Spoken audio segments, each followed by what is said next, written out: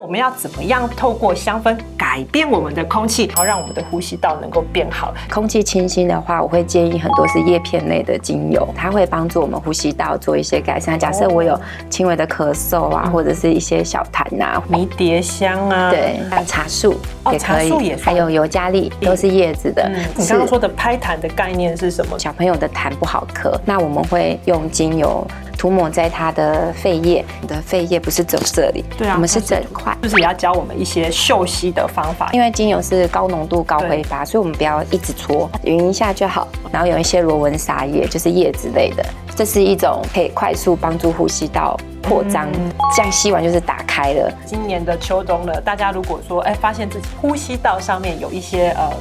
状况的时候，先改善空气的方法，或让这个环境流通啊，搞不好你的这个